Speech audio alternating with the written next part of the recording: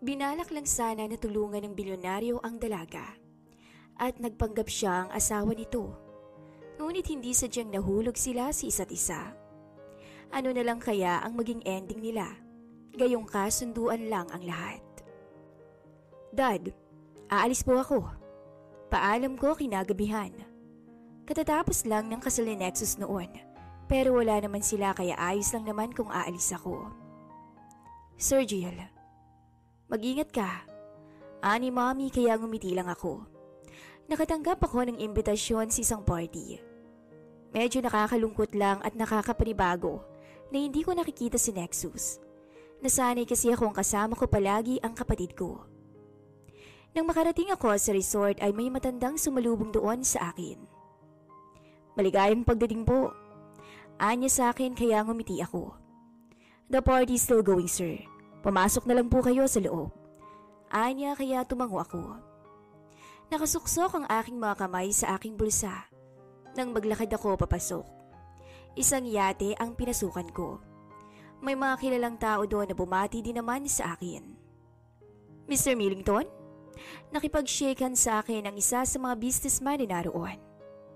Sir Jill, tawag pansin sa akin ni Jiro. Tara sa loob, maraming chicks doon. Depende na lang sa gusto mo. Anya pa kaya napangisi ako. Naglakad kami papasok sa yate. Madilim ang paligid pero hinayaan ko lang na masanay ang mata ko sa dilim. Naroon ang karamihan at nagpa-party. Napako ang aking mata sa babaeng naroon sa gilid hanggang sa makapasok ako. Guys, this is Sir Jill Millington from Millington's clan. Saad niya. Come, let's have a drink. Anya sa akin tsaka ako inabutan ng vodka. Balita ko ngayon din kinasal si Nexus ha. Hindi ako naka-attend kasi nabisi rin ako. Anya kaya tumango ako. May intindihan niya yon. Huwag kang mag-alala. Saad ko. Napatingin ako sa mga kababaihan na nakatanaw din sa akin. Naglalaro sila. Gusto mo bang sumali? Saad ni Jiro kaya napatawa lang ako. Ilag ako sa mga babae dahil hindi ko naman alam kung paano mag-handle ang topak nila. Come on. Just join and enjoy the party. Wala namang masama. Minsan lang to. Saad ni Jiro at saka ako ginaya sa sofa na naroon paupo. Truth or dare ang nilalaro nila nang lumapit ako sa kanila. Dare to kiss a new one. Dinig ko ang anas ng babae sa kasama niya. Matapos ay makahulugang tumingin sa akin. Akmang lalapitan niya ako nang pigilan ko siya. Huwag ako ang lapitan niyo. Saad ko at saka ako tumayo. Sakit talaga sa ulo ang mga babae. Naglakad ako palabas. Parang nagsisisi ako na pumunta pa ako sa lugar na to. Napalinga ako sa babaeng naroon sa unahan at nakatitig sa maliwanag na kalangitan habang tinatangay ng malakas na hangin ang kanyang buhok. Napahawak ako sa aking dibdib. Tumitibok ito ng napakalakas. Nababaliw na ba ako?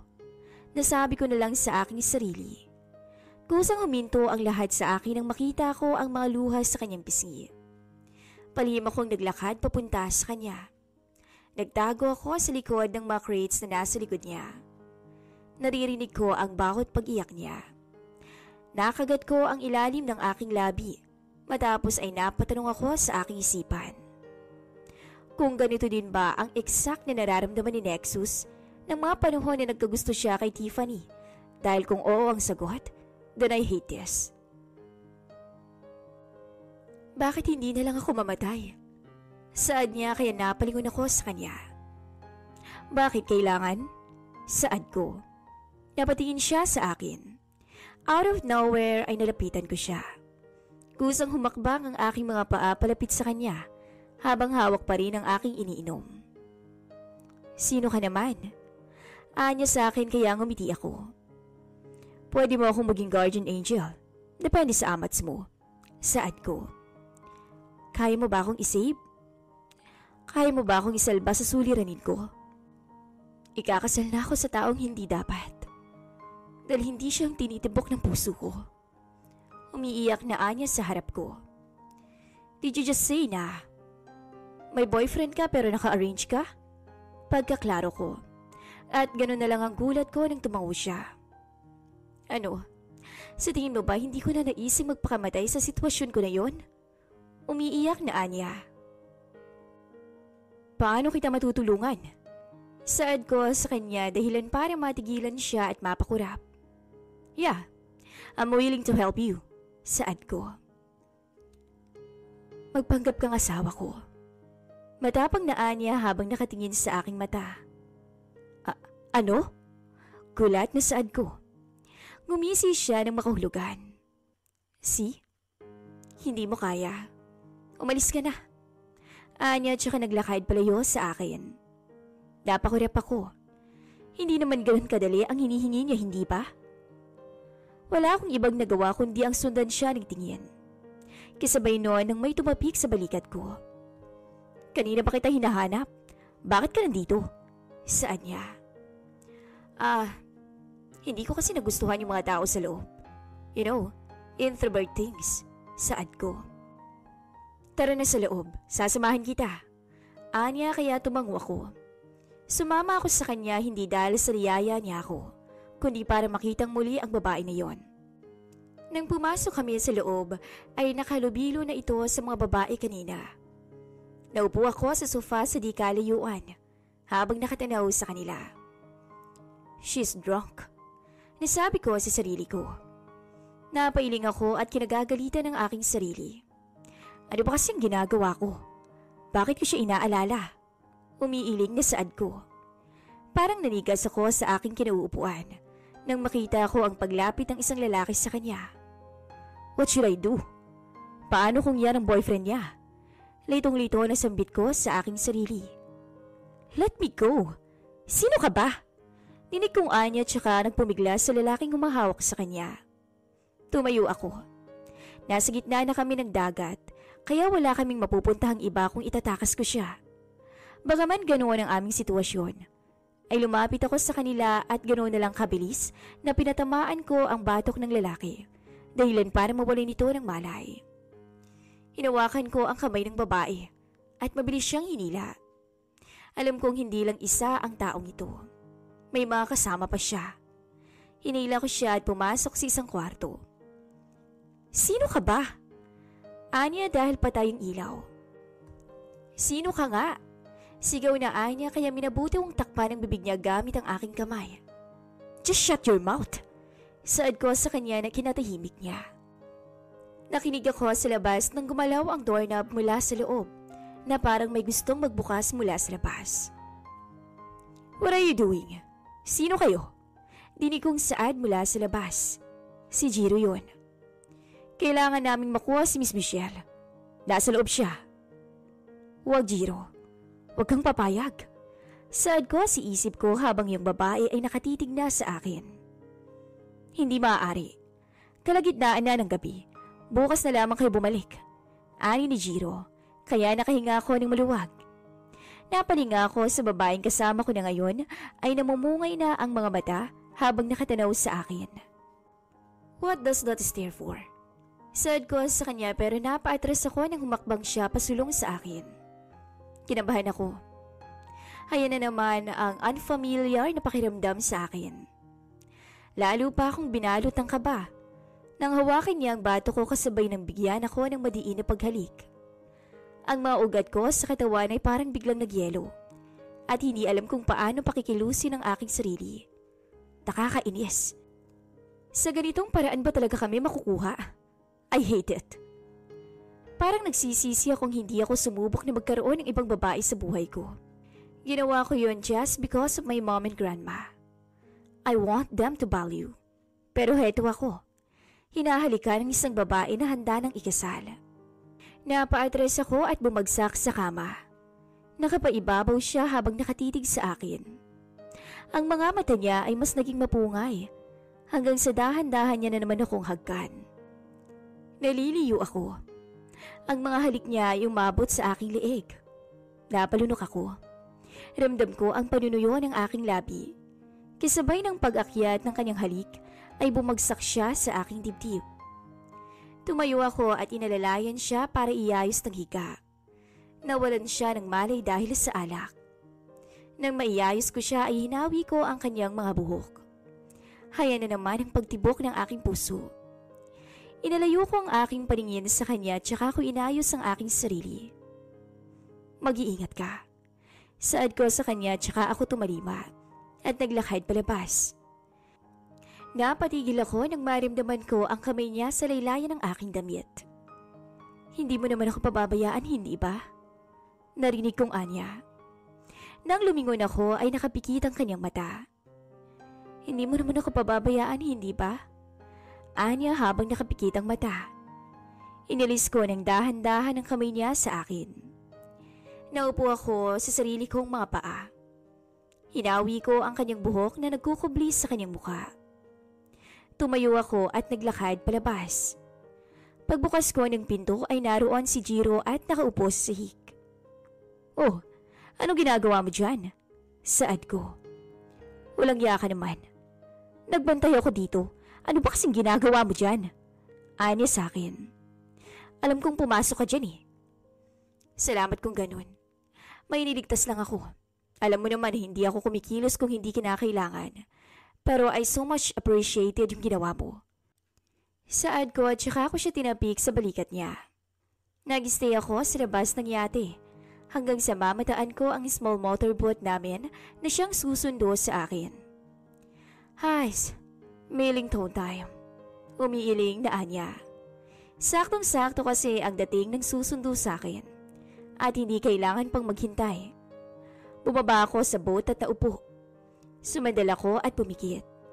Ang mukha ni Shell ang aking nakita. Michelle.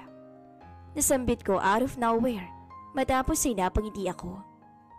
Ano naman ang ibig sabihin yan? Napadilat ako nang makita ko sa harap ko si Andrew. Nakangisi siya habang nakapamulisa. Nakita mo ba akong nakangiti?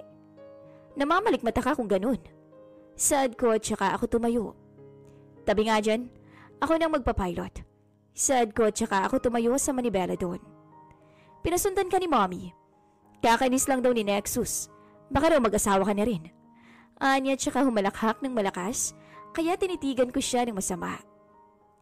Tigilan mo ko sa pamahiin mo na yan ah. Saad ko at saka ako umirap. Hindi na namin ginising ni Sandro sila Mami. Dumiretso na rin ako sa kwarto ko at natulog. Kinaumagahan ay nabutan ko si Mommy na naghahanda ng almusal. Anong oras ka nakauwi? Napuyat ka ba? Maayos ba ang tulog mo? Sunod-sunod na anya sa akin. Ma'am, huwag na po kayong masyadong mag-alala sa akin. Pawala na po ako sa kalendaryo. Saad ko nang hampasin niya ang braso ko. Ikaw talaga? Kahit pa nasa 40s ka na, hindi pa rin kita pababayaan. Masungit na anya. Nagbuntong hininga ako at saka ako naupo. Maya-maya ay lumabas na sila Daddy at Sandro sa kanya-kanya nilang kwarto. Masarap ba tulog mo? Ani Sandro sa akin habang nakangiti kaya umirap ako. Parating nga pala yung fiancé ni Mr. Cardova. Fiancé? Balik tanong ko kay Daddy kaya tumango siya. Bakit siyang kailangang humarap sa akin? Hindi ba nakakalalaki kung fiancé niya ang haharap sa akin? Saad ko at saka ako umirap. Anak, malaking tao din si Mr. Cardova, kaya igalang natin siya.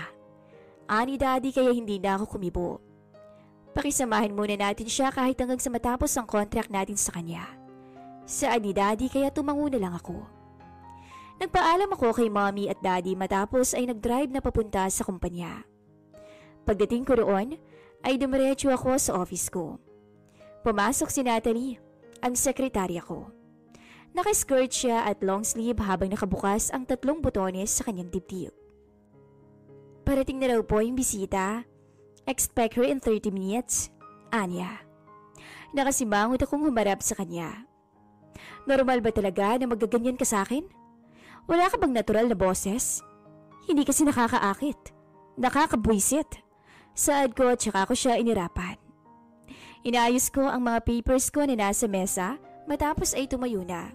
Naglakad ako papunta sa conference. Naroon na rin ang mga kailangan ko. Agreement. Basa ko sa mga papel. Hindi pa naman pala sila nakakapirma ng agreement eh. Saad ko. Naupo ako sa swivel chair at iniikot iyon paharap sa mirror wall kung saan ko natatanaw ang magandang pagsilay ng araw. Narinig ko ang pagbukas ng pinto. Mr. Millington? Anya kaya natigilan ako. Familiar ang tinig niya. Nang lumingon ako ay ganoon na lang ang gulat ko nang makita kong muli ang mukha niya. Kahit siya ay natigilan din nang makita ko. Ikaw? Saad ko sa kanya. Bigla siyang nailang. Maupo ka. Saad ko. Tumango siya at naupo sa harap ko. How are you? What happened after that night? Saad ko pero tinitigan niya lang ako. I'm Sergio Millington. Anyway. I'm Michelle Dower. Anya tsaka tinanggap ang aking kamay. So what happened after that night? Saad ko muli. Mr. Millington. Business ang ipinunta ko rito.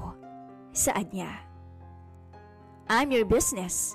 Humingi ka sa akin ng tulong kagabi kaya business mo ko. Nakangising saad ko nang samaan niya ako ng tingin. Oo, humingi nga ako ng tulong sa iyo pero ayaw mo akong tulungan, hindi ba? Kaya baka itigil mo ang pagkausap sa akin ng mga bagay-bagay katulad yan. Simulan natin ang dapat nating simulan. Masungit na anya kaya tumayo ako at naglakad papunta sa likod niya. Mabilis kong inikot ang kanyang upuan paharap sa akin. Matapos ay nilapit ko ang mukha ko sa kanya. You're drunk that night. Kaya paano kita makakausap ng maayos? Saad ko nang samaan niya na naman ako ng tingin. Pag-usapan natin ang dapat pag-usapan, Sergio. Anya sa akin kaya sumuko ako. Okay. Saad ko at saka ako tumayo. Naupo ako sa upuan na kaharap niya. Palagi mo na ako makikita oras na pumirma ka sa agreement. Saad ko sa kanya. Napasingap siya. Nasurpresa ba siya?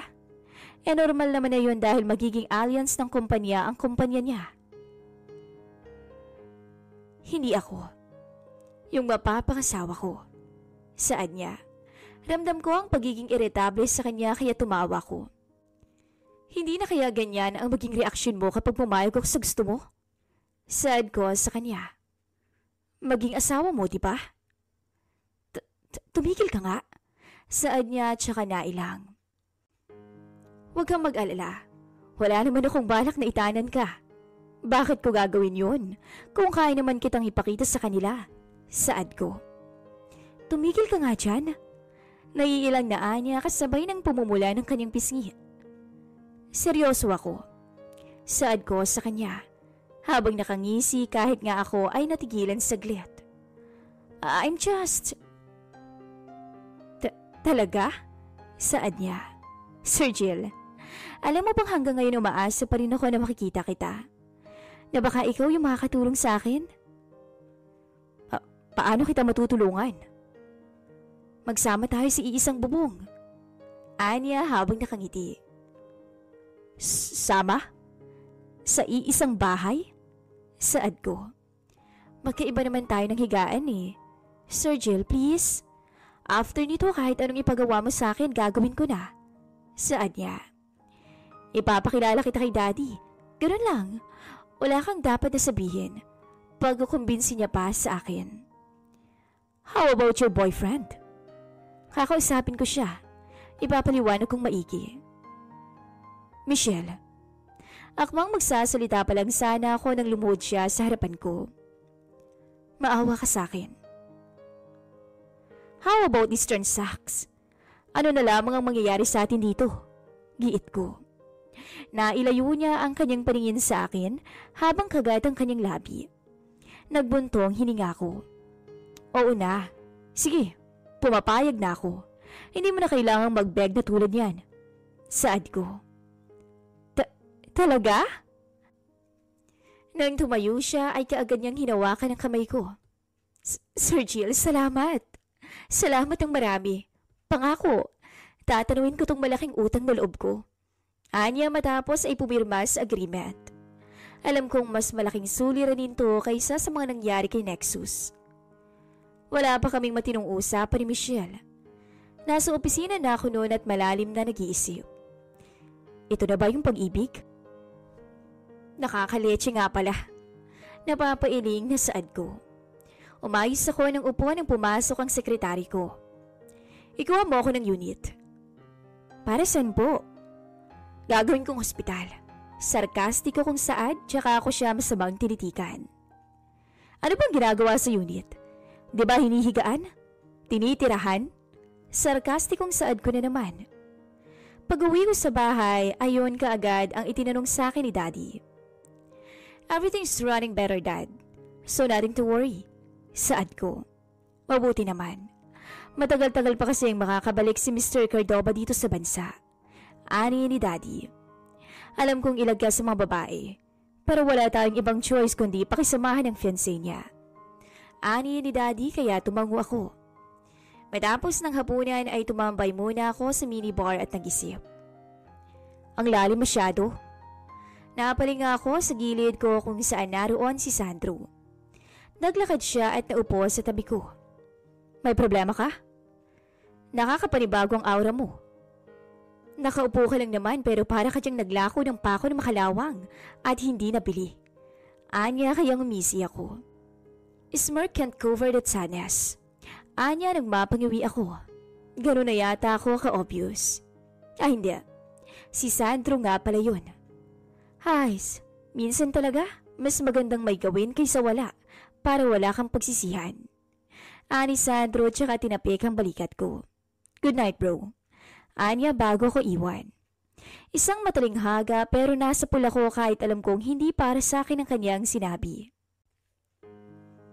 Kinaumagahan ay tulad ng dating rotation ay pumasok ako sa company. Nagulat pa ako nang makita kong nasa loob si Michelle kasama ang sekretary ko. Ikukuha nilang kita ng maiinom para hindi ka mainip habang nag-aantay kay Sir. Anya kay Michelle. Nagkagulatan pa nga sila nang tumikim ako. Idamay mo na ako. Saad ko matapos ay naupo sa mesa ko. Good morning, Sir Jill. Masiglang bati niya sa akin na wari matagal na kaming magkakilala. Bakit ang aga mong bumisita? Wala ka bang trabaho? O sisa ako habang hindi siya tinitignan. Sir Jill, kasi nung nag-decide ang daddy ko na ipakasal ako, pinatigil niya na rin ako sa trabaho ko. Anya. Napatigil ako at nakaramdam ng awa. Tinitigan ko siya at ganoon na lang kapait ang kanyang pagngiti. Lahat na ay inalis sa kanya para mabuhay ng normal. Do you know that you kissed me last night? Nakataas ang kilay na saad ko para mawala ang lungkot sa kanyang mata. Hindi mo natatandaan? Lasing nga ako, di ba? Tulad ng sinabi mo. Nahihiyang Anya kaya tumango ako. Sige, pero wag mo na yung uulitin. Hindi na kita ulit bibigyan ng pagkakataon. Saad ko. Pasensya ka na talaga, Sir Jill, ah. May nakuha na akong unit para sa atin. Mabuti. May kinuha rin ako malapit doon para naman hindi natin kailangang magsama sa bubong. Saad ko sa kanya. Sige. Kakausapin ko ang daddy mo. Kung kaya mo siyang dalhin dito, why not, hindi ba? Saad ko. Maya-maya ay bumalik ang sekretary ko na may dalang kape. Nakatingin ito kay Michelle at hindi ko malaman kung bakit. Nasaan ba ang boyfriend mo? Dapat kasama rin natin siyang nakakausap, hindi ba? Ayokong makasira ng relasyon niyo. Busy kasi siya eh. Isa siyang football player at may laban sila. 2 months na kaming hindi nagkakausap. Anya kaya napairap ako. Red flag. 2 months? Yun ba yung iniiyakan niya? Walang kwenta. Ganun ba? Gusto mo pilitin ko siyang magka-time sa'yo? Makahulugan kong saad na kinasinghap niya. I'm just kidding. Masyado nang pabor sa'yo ang lahat kapag ginawa ko yun. Wika ko. Kapag napigil ko na ang kasal mo, okay na yun, hindi ba? Sir Jill, kailangan nating mapaniwala si Daddy. Okay. Doing stupid things in front of him? Kissing? Hugging? Tanong ko na kinapula ng kanyang pisngi. Hindi naman kailangan umabot sa ganon. Saan niya? Anak dapat agad. Tanong ko tsaka ako napatawa sa reaksyon niya. I'm just kidding. Gusto mong lumabas? Ha? Tara, igagala kita. Alam ko ngayon ka lang nakalabas. Di ba ganun kapag ina-arrange? Oo. Nahihiyang Anya. Then let's go. Saad ko sa kanya. Hinawakan ko ang kamay niya para alalayan siya patayo.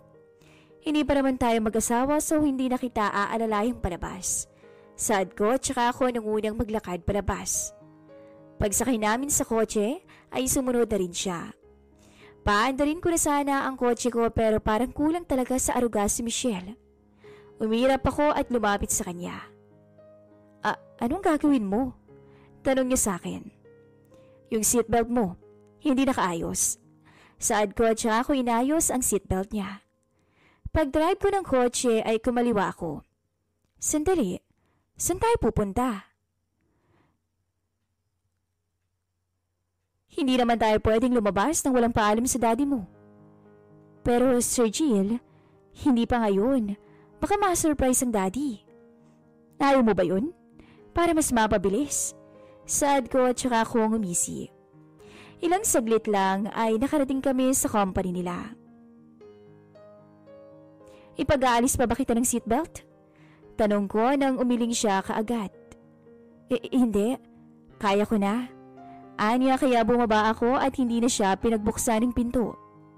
Hinintay ko lang siya na makalabas hanggang sa sabay na kaming pumasok. Bakit mo nga pala alam ang lugar na to? Anya sa akin. May lington ako. At yan na ang pinaka-nakakatawang tanong na itinanong mo sa akin. Wala akong hindi alam, Michelle. Kaya kasalanan mo kung bakit mahalungkat ko ang buong buhay mo. Pati na ang kulay ng favorite bra at panties mo. Saad ko nang hampasin niya ang braso ko. Aray, giit ko. Bakit naman kasi ganun ang biro mo? Naiinis na Anya kaya napatawa ko. Magiging asawa naman kita kaya bakit ka mahihiya? Saad ko sa kanya. Basta, mga foul lang jokes mo eh. Galit na Anya tsaka padabog na humakbang kaya napatawa ko. Saglit, huy! Saad ko nang habulin ko siya. Hinawakan ko ang kamay niya kaya napahinto siya. Ano ba? Naiinis na Anya kaya napatawa na naman ako. Bakit ka ba kasi nagagalit? Tumatawa pa rin ang saad ko. Akmang hampasin niya ako nang makarinig kami ng boses. Daddy? Ani ni Michelle. Napalingon din ako. Nagkasalubong ang aming mga mata ng daddy niya. Good morning, sir. Anya sa akin tsaka yung muko kaya napakurap ako. Nakaramdam ako ng pagkailang. Ano po at narito kayo? Anya sa akin. Nailang ako lalo na nang magtagpo ang mata namin ni Michelle. Hindi mo kailangang maging formal sa akin. Tara sa loob. Aniyaya ako tsaka ako na unang maglakad papasok. Abat, ang kapal ang mukha ng lalaking na to. Bahay namin yun pero siya pang nagyaya sa amin papasok. Pagpasok ko sa loob ng bahay, ay nasa sofa na si Sir Jill. Bakit kasama mo ang Millington na yun? Ani ni Daddy sa akin. Siya na lang po yung tanungin niyo. Wika ako tsaka ako naglakad papasok. Naupo ako sa tabi ni Sir Jill kahit hindi ko alam kung ano ang gagawin namin. Kung tutupad nga ba siya sa usapan namin. Have a good day. I am Sir Jill Millington. Magde-date kami ni Michelle. Anya na kinalingon ko. Nagtatanong ang aking isipan kung bakit siya ganito makipag-usap kay Daddy. Gusto ko ang anak mo. Napangiwi ako. Parang kaedad niya lamang ang kausap niya. Kung maaari ay bawiin mo na ang tungkol sa kasal nila ni Cardova. Mr. Millington, may usapan na kami ni Mr. Cardova, kaya't hindi na maaari ang iyong nais. Giit ng Daddy kaya kinabahan ako. Name your price. Anya sa akin kaya lalo akong napangwi. Tama ako, di ba? May pera ng kasamang usapan niyo. Nakakaumay kayo. Gumagawa kayo ng anak para ibenta. Umiiling na ani ni Sir Jill kaya natakot ako. Sa kumpanya mo na lang ako puntahan kung sakali na magbagong isip mo. Saad ni Sir Jill. Let's go. Anya pa sa akin tsaka hinawakan ng kamay ko tsaka ako ginaya patayo. Millington, sa tingin mo ba ay tatanggapin kita bilang kabiyak ng anak ko? Na ni katiting na respeto ay hindi mo maibigay sa akin? Halata ang galit kay Daddy. Mr. Dower, bibihira lang akong magbigay ng respeto. At kung mamalasin, ay hindi ka pa nakasama dun? Sa tingin mo ba ay may karespeto sa'yo? Bago mo ako iyakan ng ganyan, ay siguraduhin mo munang meron ka nun kahit 1%. Saad niya. Irerespeto kita kapag alam kong karespeto ka na. Ani ni Sir Jill tsaka ako hinila palabas. Ipinagbukas niya pa ako ng pintuan ng kotse. Sir Jill, hindi ba masyado yung mga sinabi mo kay Daddy?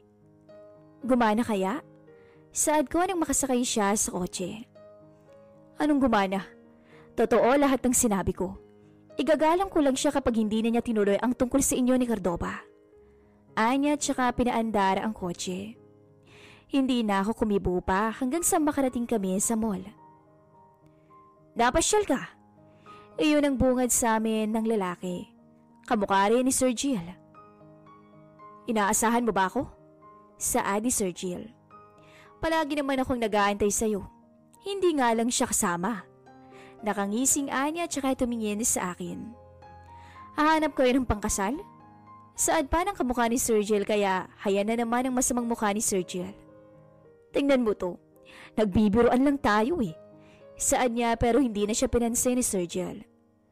Pag-aari ni Sandro to, kunin mo ang gusto mo.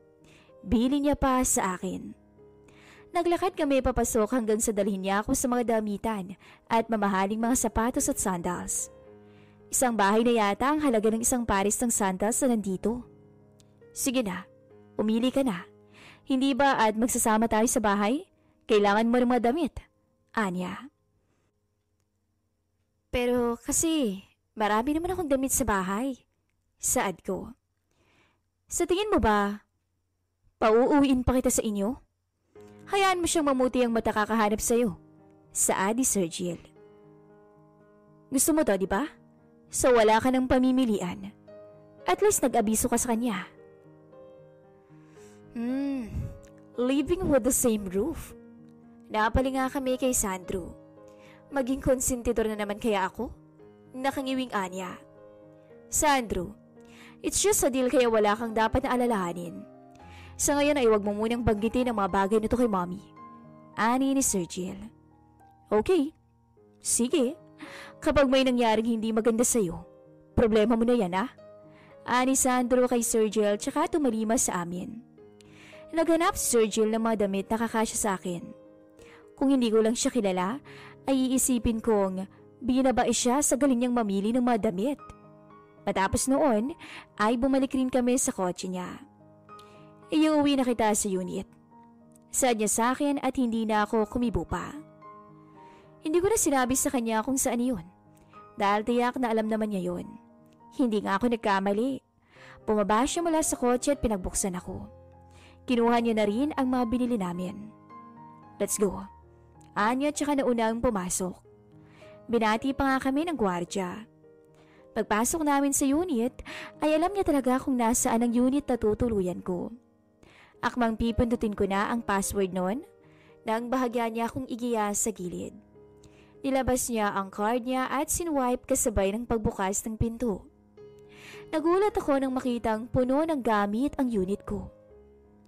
Uuwi ako dito mamaya. Kailangan ko lang bumalik sa kumpanya. Anya tsaka tumingin sa aking mga mata. Just wait me here, okay? Anya kaya tumango ako. Si Sir Jill na ang nagsara ng pinto. Nagpahinga lang ako saglit matapos ay naghapat. Uuwi siya mamaya dito? Ibig sabihin, ito na ang simula ng lahat? Ibig kayang sabihin ay talagang makakalaya na ako sa gusto ng Daddy? Sabi ka kong nag-ayos ng aking sarili hanggang sa sumapit ang hapunan. Naisip kong magluto ng hapunan kaya lang ay hindi naman ako marunong. Kagat ko ang aking labi. Bala kong magluto ng soup. Nakahiwa na ako noon ng carrots. Nilagay ko na rin ang ilang sangkap kaya bumalik na ako sa mesa para isunod ang mushroom. Hiniwa ko yon ng maliliit pero talagang hindi pa talaga ako masyadong marunong kaya kahit sa paghiwa ay walang aasahan sa akin. Napangiwi ako ng manood sa akin ng hapdi. Did you cut your finger? Naramdaman ko na lang si Sir Jill sa tabi ko. Ano ba kasing ginagawa mo? Bakit kailangan mo magluto? Naiinis na Anya. Alam kong pagod ka eh. Saad ko. Hinila niya ako sa kwarto at ginaya pa rin ako paupo sa kama. Nagbukas siya ng drawer doon at kumuha ng Band-Aid at alcohol. Sandali, lalagyan mo ng alcohol? Saad ko nang masama niya akong titikan.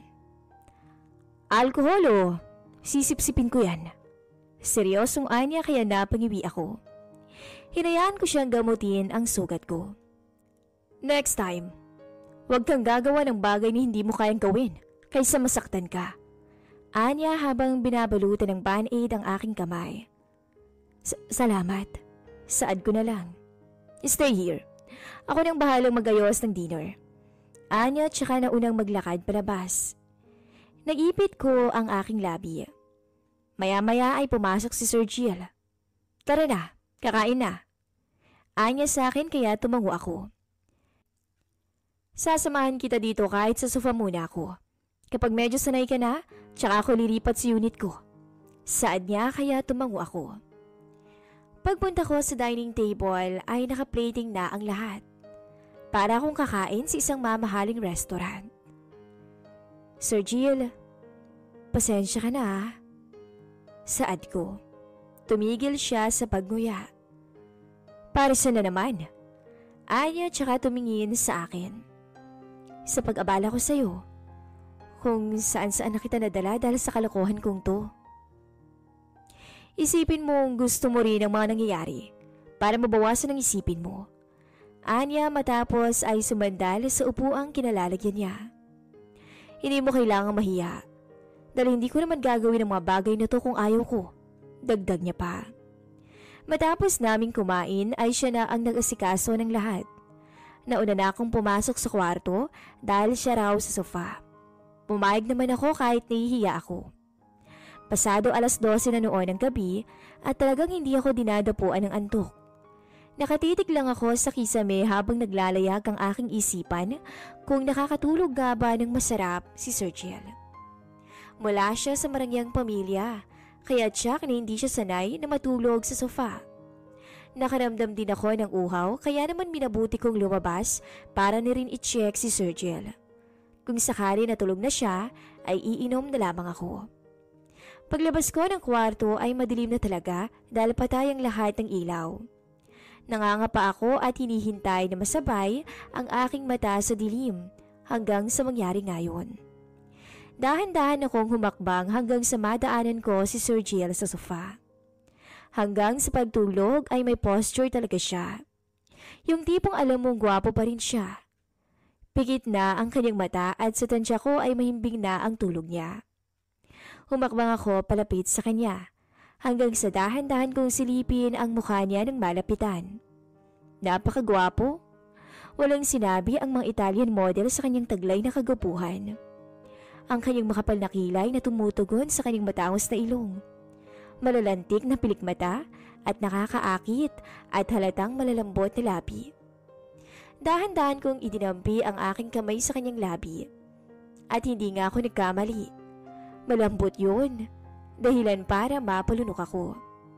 Kumibot pang minsan ang labi niya, kaya natakot ako at kaagad na inalayo ang aking kamay. Napakurap ako at wari na hihipnotismo. Hindi ko maialis ang aking paningin sa kanya. Hindi ba sapat na titigan lang ako? Anya. Akmang didistansya na ako nang hulihin niya ang aking kamay kasabay ng pagdilat ng kanyang nakakaakit na mata. Iinom lang sana ako, Sir Jill. Mali ka lang iniisip. Kaagad na sambit ko. Anya wari hindi naniniwala.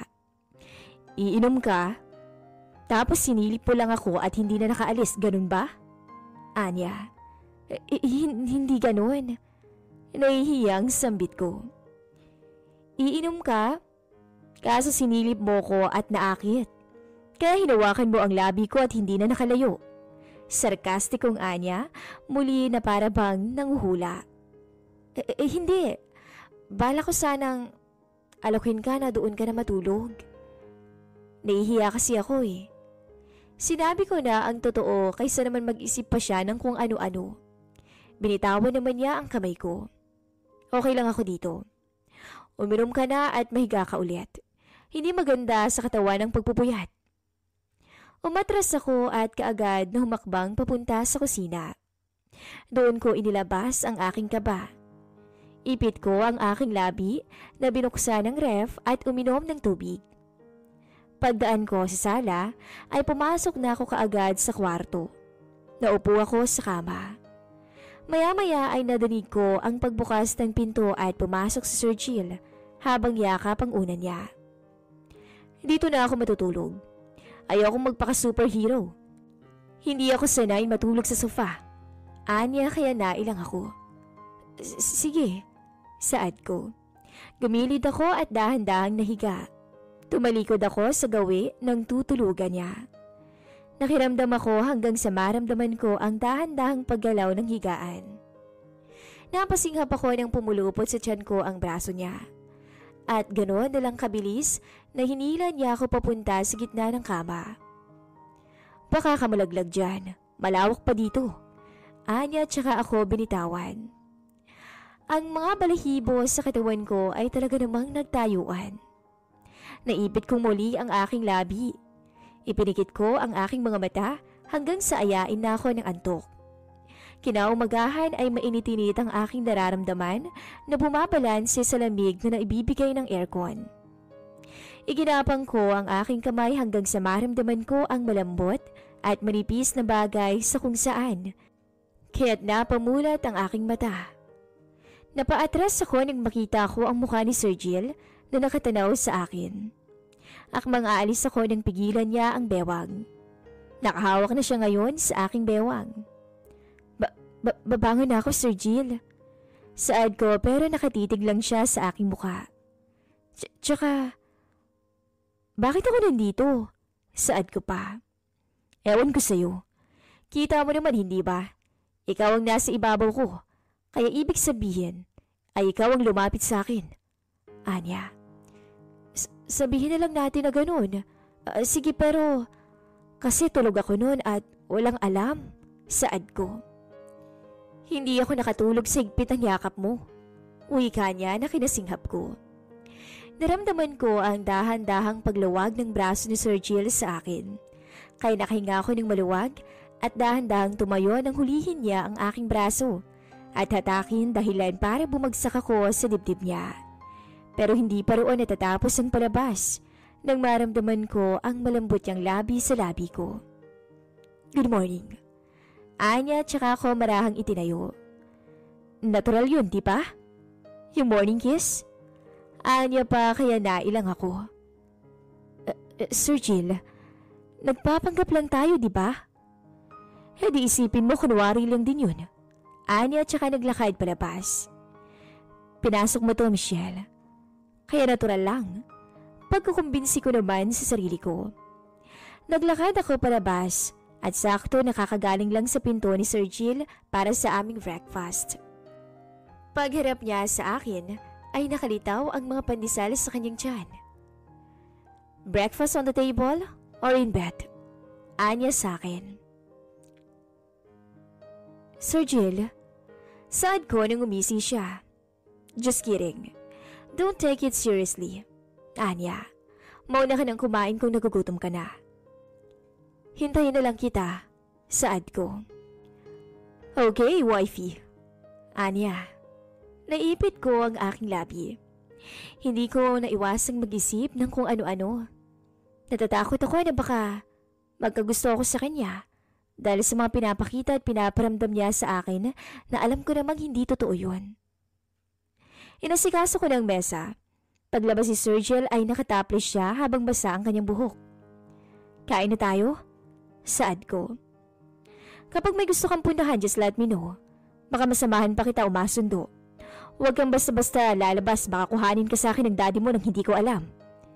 Anya matapos ay natigilan sa kanyang sinabi. Hindi pa kasi natin natatapos ang kasunduan, di ba?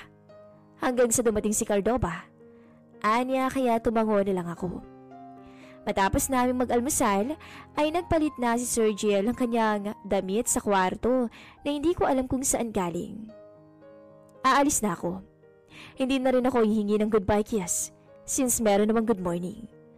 Anya kaya namula ang pisngi ko. Pinanood ko lang siya hanggang sa makalabas siya ng unit. Napasandal ako sa pinto at nagpakawala ng malalakas na paghinga. Samantala, pagkarating ko sa company ay nandun na si Sandro at nakasandalo sa gilid. Masarap ba ang tulog? Maigpit at mainit na yakap sa ibabaw ng pasilyo? Anya habang tumatawa kaya napairap ako. Stop teasing me, will you? Saad ko at saka ako naglakad papasok sa loob. Hindi ko naman alam na susunod pa siya kaya hanggang sa elevator ay nang Alaska pa siya. Hinahanap ka ni Mommy. Akala niya napaka-workaholic mo. Akala niya hindi ka na umuuwi dahil nasa kumpanya ka. San ka pa kasi namama lagi? Anya sa akin pero hindi ako sumagot. Maya-maya ay bumukas ang pinto ng elevator hanggang sa pumasok ang sekretary ko. Napakaikli ng skirt na suot niya. Napalinga ako sa screen ng phone niya nang mabuhay yun at mukha nila ng boyfriend niya ang nakita ko. Hindi ko maiwas na isipan si Michelle na kaagad kong pinagsisihan. Pagdating ko sa office ay kasama ko pa rin si Sandro. Nagbabahay-bahayan lang ba kayo ng babae? Ani Sandro at saka naupo sa sofa na naroon. Akala ko si Nexus na ang pinakamalala. Si Cordova, may edad na yun. Kilala din ni Daddy kaya mag-isip ka ng maayos habang hindi pa siya dumadating. Ani Sandro sa akin. Salamat sa paalala. Yun lang ang sinabi ko. Maiintindihan ko kung sasabihin mo sa akin na may gusto ka sa kanya. Ani Sandro sa akin kaya inarapan ko siya. Huwag kang mag-imagine dahil hindi ako natutuwa, Sandro. O sige, alam ko namang labas sa ilong yung pinagsasabi mo. Mauna na ako. Anya at saka nagpaalam sa akin bago umalis. Nag-iisip ako habang ang aking mata at kamay ay nasa PC. Mr. Millington, may bisita po kayo. Wika ng sekretary ko matapos ay pumasok ang daddy ni Michelle. Nakasimangot siya nang lumapit sa akin. Nasaan ang anak ko? Ang paalam mo sa akin ay lalabas lamang kayo. Ano at hindi nakauwi ang anak ko?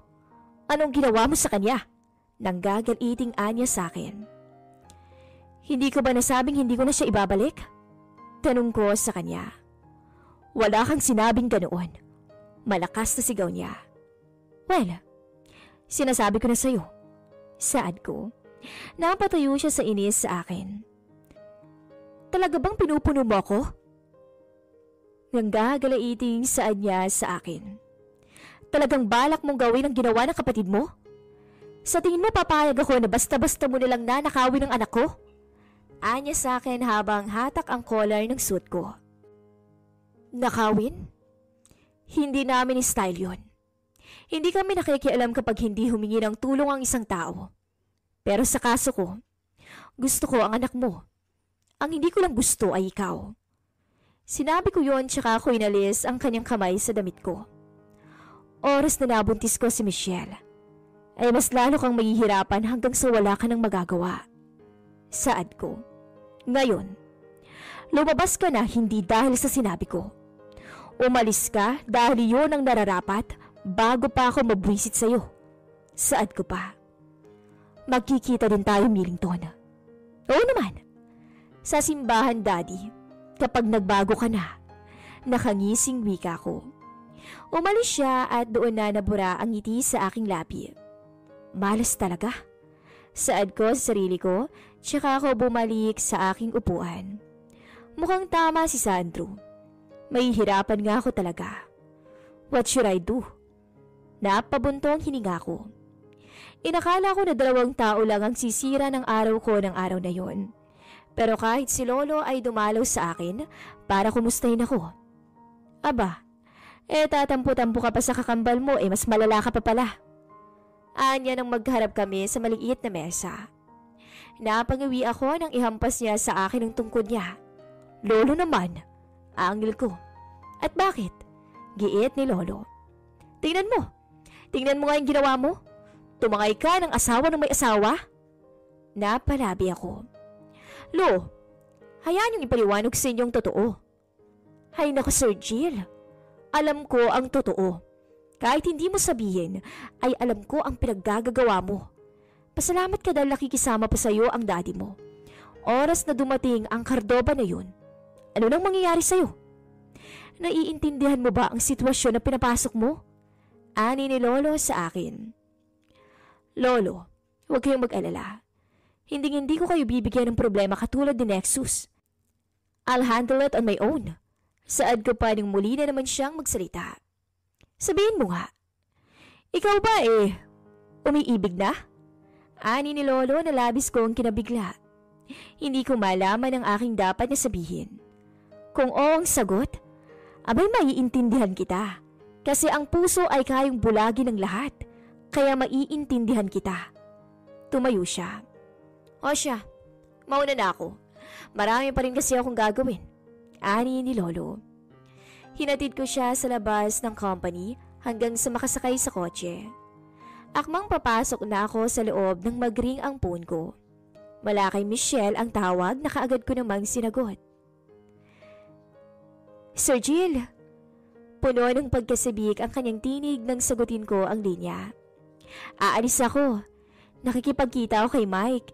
Yung boyfriend ko, dumating na raw siya galing ng bansa Anya pa na natitiyak kong ikinangiti niya. Ganun ba? Do you want me to take you there? Saad ko. Hindi ko alam kung saan nagmumula ang lungkot na namumuo sa aking dibdib. Pero ang malinaw kong nararamdaman ay nagsiselos ako. Bagay na alam kong hindi karapat-dapat. Naging matamlay ang aking maghapon dahil sa mga sinabing yun ni Michelle. Matamlay akong umuwi sa unit. Gustong pagpasok ko ay bumuhos ang napakalakas na ulan. Hindi ko naiwasang mapatingin sa bintana. Samantala, kung hindi pa tumawag sa akin ang kaibigan ko, ay hindi ko pa malalaman ang pag-uwi ni Mike. Ibinigay na ni Eva ang unit at tinutuluyan sa ngayon ni Mike. Nakangiti ako at hindi maiwasang isipin na baka gusto niya lang akong isorpresa. Nagmamadali akong pinara ang taxi at sinabi ang address na binigay ni Eva. Halos patakbo na akong bumaba sa taxi hanggang sa makarating sa building kung saan naroon si Mike.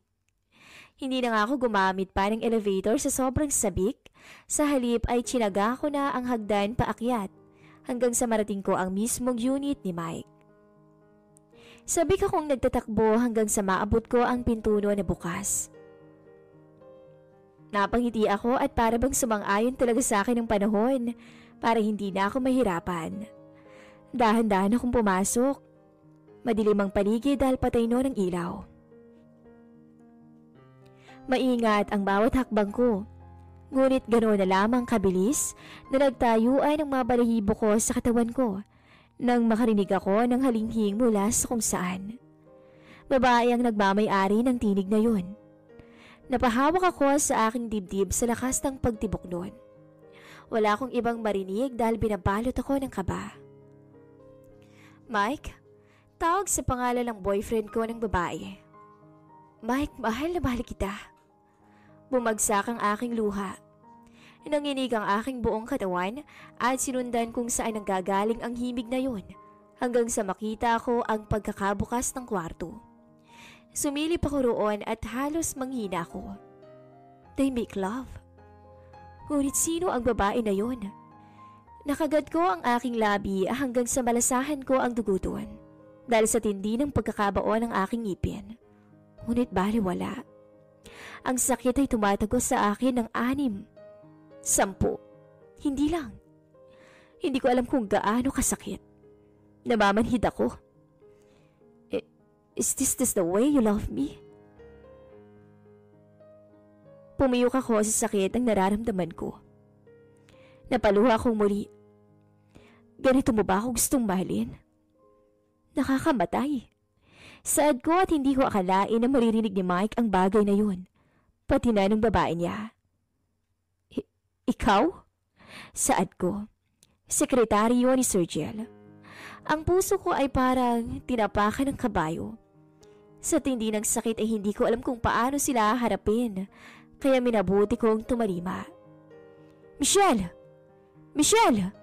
Sunod-sunod na tawag sa akin ni Mike, pero hindi ko siya pinansin. Nagtatatakbo ko ng napakabilis habang nalalabo ang aking paningin.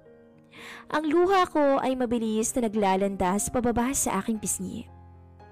Paano niya ako nasaktan ng ganito? Am I not enough? Naging totoo naman ako sa kanya. Saad ko habang patuloy sa mabilis kong paghakbang.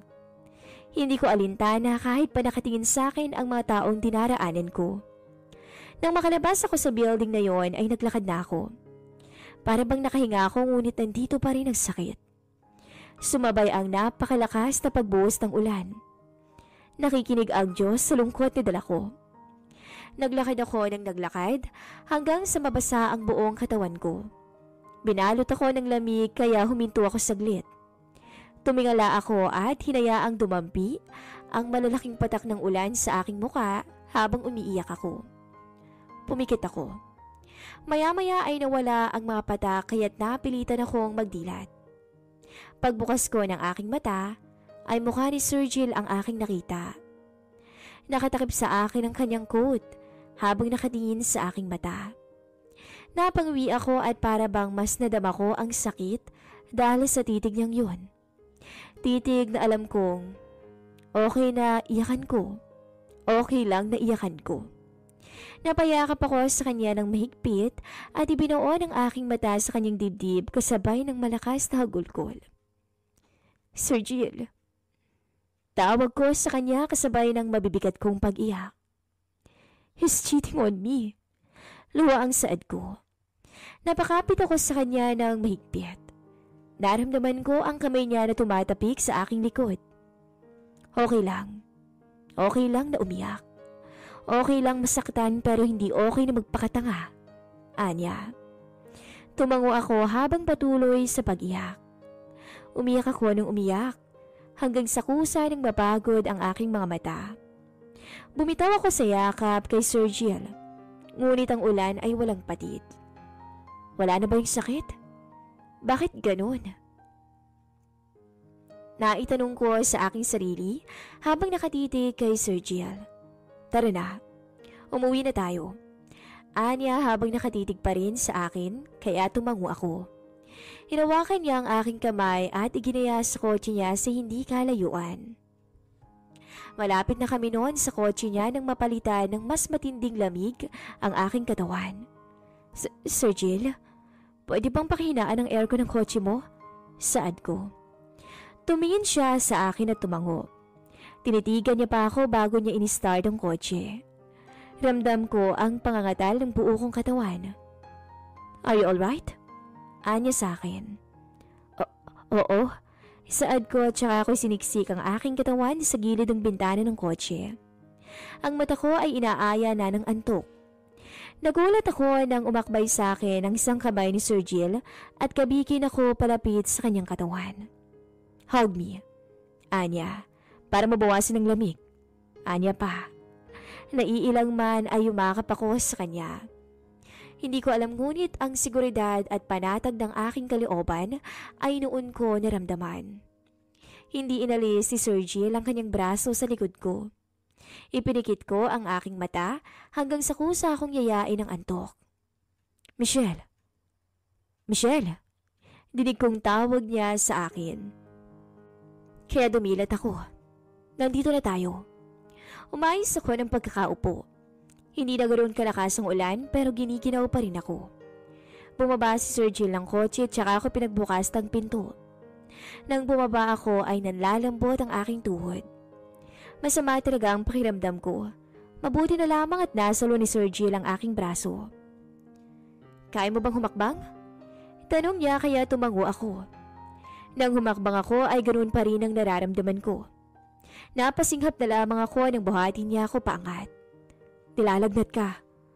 Ang init mo pero giniginaw ka. Ani ni Sir Gil. Ang katawan ko ay biglang bumikat. Ibinaba ako ni Sir Gil sa kwarto. Kaya mo bang magpalit ng damit? O ako na? Anya, ngunit walang halo na kahit anong mali siya.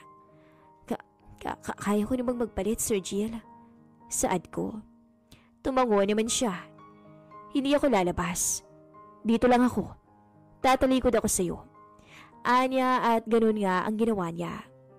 Nagpalit ako ng damit hanggang sa matapos ako at nandoon lang si Sir Jill. Tapos na, Sir Jill? Wika ko. Ipagagawa kita ng soup para mainitan ang sikmura mo. Hindi na. Gusto ko nalang matulog, Sir Jill.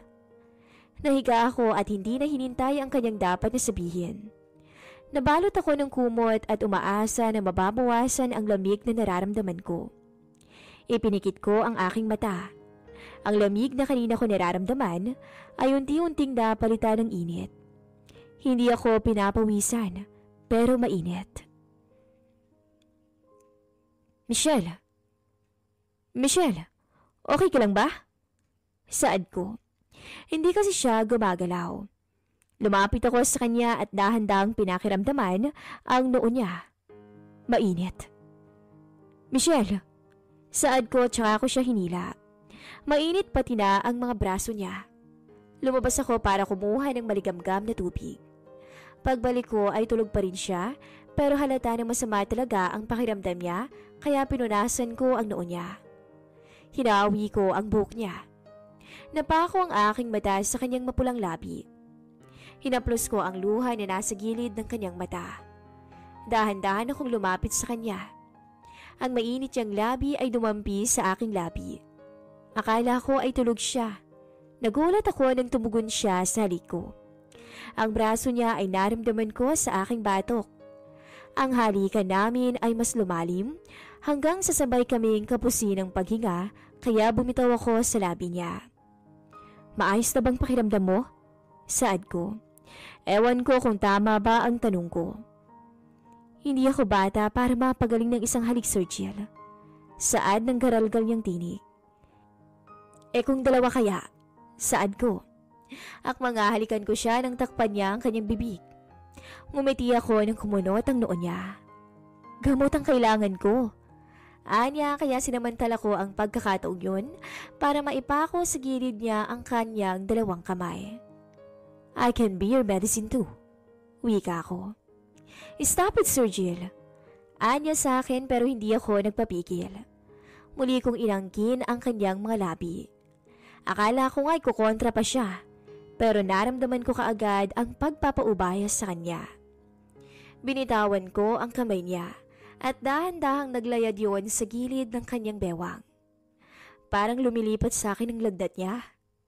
Init na hindi ko alam kung kaya kong kontrolin. Nababaliw ako, nahihibang at hindi alam kung nasaan ang aking hangganan. Ang labi ko ay naghanap ng higit. Pero ang isip ko ay kumukontra kaagad dahil may sakit si Michelle. Pagpapanggap pa rin ba yan? Ani ni Michelle sa akin. Dahil kung oo, nililito mo ang puso ko. Napapaniwala mo ko na totoo ang nararamdaman mo, Sir Jill. Anya pa. Napalunok ako. Hindi, Michelle. I think I'm in love with you. Saad ko at napakurap siya. Tila hindi niya inaasahan ang bagay na yun. Own me then. Anya na mas lalong kinabigla ko. Ariin mo ko, Sir Jill. Anya tsaka dahan-dahang umangat ang kanyang kamay para buksan ang aking pantulog. Nakatitig lang ako sa mukha niya ng mga sandaling yun. Michelle, hindi mo kailangang gawin to. Saad ko. Hinuli ko ang kamay niya pero pilit niyang inalis yun. Bumangon pa nga siya at hinagka ng labi ko. Nagwala na naman ang buong sistema ko. Pakiramdam ko ay si Michelle talaga ang kahinaan ko. Lalo nang nagkanda loko-loko ang lahat nang dumampi na ang mainit na kamay niya sa balat ko. Habol hininga ko ng mga sandaling yun at alam kong hindi ko na kayang pigilan pa ang aking sarili. Hinayaan kong kusang gumalaw ang aking mga kamay. Nang gabing yun ay ipinagkatiwala ni Michelle ang kanyang sarili nang walang katiyakang sagot. Kung may damdamin nga ba siya sa akin o baka dahil broken-hearted lang siya. Kinaumagahan, mahigpit pa rin na nakayakap sa akin si Michelle. Kapwa wala pa rin kaming saplot at tanging ang kumot na puti lamang ang nagkukubli sa aming katawan. Gumalaw siya kaya hindi ako gumalaw dahil baka magkagulatan pa kami. Hindi ka pa babangon? Anya sa akin. Mamaya na lang, saad ko. Ngayon lang ako kinabahan ng ganito. Ano bang nakita mo at nagpabasa ka sa ulan? Saad ko. Nasa ganoon pa rin kaming sitwasyon. Nakayakap pa rin siya sa akin. I got him. May kasama siyang iba. And he make love. Kaya tumakas ka na lang? Saad ko at tumango siya. Gusto kita. Saad ko. Lumingon siya sa akin. Gusto kitang tulungan. Tulungan? Tatango-tango na Anya. Sino yung babae niya? Do you mind if I asked you? Huwag na muna ngayon. Bumangon na tayo. May pasok ka pa. Saad niya at saka bumangon. Hindi man lang siya nagdalawang isip na ipakita ang kabuuan ng katawan niya. Pinanood ko siya. Mukhang magaling naman na siya kaya nagdamit na ako para mag-asikaso ng almusal. Ewan ko pero labis kong kinakatuwa kapag nakikita kong kinakain niya ang pagkain na hinanda ko. Paglabas niya mula sa kwarto ay nakaligo na siya. Hindi ka kumain kagabi, tara na. Anyaya ko sa kanya na kaagad niya namang pinaunlakan. Sama ako sa company mo? Anya kaya sandali akong napatigil. Hindi siya sasama kung walang dahilan. Pero ang tanong kung ano nga bang dahilan nun? Sige, no problem. Sagot ko na lang sa kanya. Pagdating namin sa kumpanya ay nakakapanibago ang katahimikan ni Michelle. May meetings ako around 10 a.m. So may iwan ka dito, okay lang ba yun sa'yo? Tanong ko sa kanya. Awkward siyang umiti at alam kong may tinatago siya sa akin. Kung sakali na hindi ako pakasalan ni Mr. Cardova, ano ang gusto mong hilingin sa akin? Anya at napatigil ako sa tanong niyang yun. Ano nga ba? Kahit ako ay napatanong sa sarili ko. Hindi ko nga rin alam kung bakit ako pumayag sa deal na to nang wala namang malinaw na kapalit. Ayoko rin na sabihin sa kanyang mag-stay siya dahil lang sa gusto ko. Gusto kong maging masaya. Yun lang. Kung aalis ka, wala na akong magagawa. Tatanggapin ko yun dahil yun ang desisyon mo. Salamat, Sir Jill. Anya. Malinaw at nangangahulugan lamang yun na may balak talaga siyang iwan ako. Hindi na ako nagtanong pa. Pumasok ang sekretary ko na may mga dalang papers. Sabay sila nagkatinginan ni Michelle at hindi nakaligtas sa akin ang mga mata na yun. Sir, paparating na po si Mr. Cardova. Anya sa akin kaya tumango ako. Susunod ako. Nagpaalam ako kay Michelle. Maaari ba tayo mag-usap? Saad niya nang palabas na ako. Akala ko ay ako ang kausap niya. Si Natalie pala. O sige, mauna na ako. Uwi ka ako. Si Natalie ang sadya niya. May connection to sa boyfriend niya. Nang isara ko ang pinto ay hindi ako humakbang. Nag-iwan din ako ng kaunting awang sa pinto. You flirt with my boyfriend? Dinig ko kaagad ang nanggagalaiti na tinig ni Michelle. Mitch, makinig ka muna sa akin. Isang malakas na sampal ang narinig ko. Anong sasabihin mo? Na unintentionally ang panlalandi mo sa kanya? Alam mo ba na araw-araw kong iniiyakan ang relasyon namin para lang maisalba? Tapos lalandiin mo lang? Mitch, may anak na kami ni Mike. Yun ang nagpatigil kay Michelle. Anong sabi mo? Anya. Kahit nasa labas ako ay dinig ko ang panggagatal ng kanyang tinig. May anak na kami. Mag-iisang taon na, Michelle. Ani ni Natalie. Tinatawag mo ko sa pangalan ko na ganyan kakomportable. Eh hindi nga kita kilala. Matapos ay bigla ka nilang magsasalita ng ganyan. Umalis ka sa harapan ko. Michelle, alam kong mahirap pero kailangan mong tanggapin ang mga bagay-bagay. Eksakto ng pagbukas ko ng pinto ay sumalubong ang malakas na sampal ni Michelle kay Natalie. Hindi ka ba aware na may girlfriend ang taong kinakalantari mo? Ani ni Michelle. Kumpara kahapon ay mas matapang na siya ngayon. Malindi ka. Yun ang sabihin mo. Ani ni Michelle. Tumingin siya sa akin matapos ay nilagpasan niya ako at nagtatakbo siya palabas. Nilingon ko si Natalie. Sabihin mo nga, ano ba talaga ang balak mo? Totoong may anak na kayo? Nakataas ang kilay na saad ko. Sir Jill, Just answer my question. Hindi ako natutuwa sa mga ginagawa mo. Wala po. Pero mahal ako ni Mike. Hindi niya ako ibabahay kung hindi. Anya nang hatakin ko ang braso niya. Talaga bang pinupuno mo ko? Alam mo ba kung anong ginagawa mo? Bakit, sir? Ikakasal naman siya sa iba, di ba? Bakit kailangan pa niyang ikulong si Mike? Sira ka ba? Wala kang karapatan na mag-demand lalo at hindi naman ikaw ang nauna. Saad ko pero binawi niya ang kamay niya sa akin at halata na wala siyang balak na magpaubaya. Kaya naman iniwan ko na siya roon. Nagtatatakbo ako palabas at kaagad na hinanap si Michelle. Inabutan ko siya na nakikipagtalo sa isang hindi pamilyar na lalaki. Huli na nang maalala kong siya yung nasa screen noon ni Natalie. Bitawan mo ko. Sa tingin mo maniniwala pa ako sa iyo matapos kong makita ang makahiyupang ginawa mo sa akin? Michelle, listen. Natukso lang ako. Malakas siyang sinampa ni Michelle. Lintik na tukso yan. Hindi mo naiwasan? Bakit? Malakas sa sigaw niya.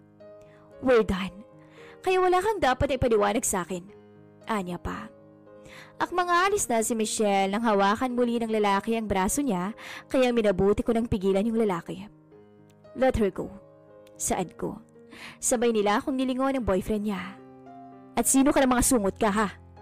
Anya sa akin kaya lalong sumama ang mukha ko. Maigpit ko ang hinawakan ng braso niya na kaagad niyang ikinangawi. Sa higpit noon ay alam kong mag-iiwan yon ng marka at ilang araw ang aabutin bago mawala. I'm Sir Jill Millington.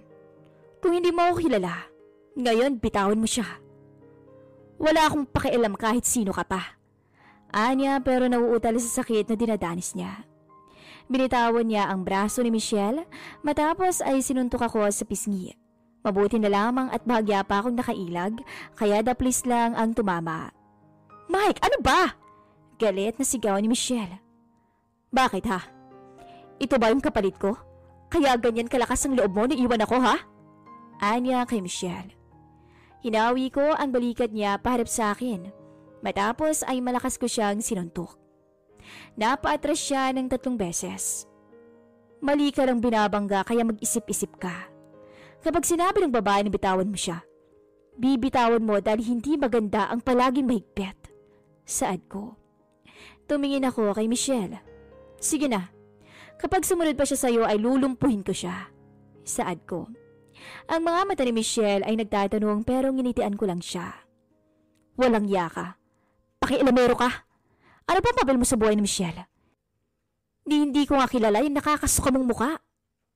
Matapang na anya kaya binigyan ko siyang muli ng isa pang malakas na suntok. Sekretary ko ang kinakalantari mo. Kalmadong saad ko nang matumba siya. Basag na ang gilid ng labi niya. Oh, edi sa'yo na siya. Wala naman akong pakialam sa kanya. Alam mong hindi ko ipagpapalit ang isang tagapagmana sa hamak na tagasilbi. Iyo na si Natalie. Anya, kaya napangisi ako. Alam kong nasa likod ng pinto si Natalie. Ibig sabihin, wala lang ang lahat ng ginawa natin? We make love, Mike. Wala lang lahat yun sa'yo? Nagmamakaawa ang tinig ni Natalie. Natalie, sorry. Si Michelle talagang mahal ko eh. Sorry. Ani ni Mike.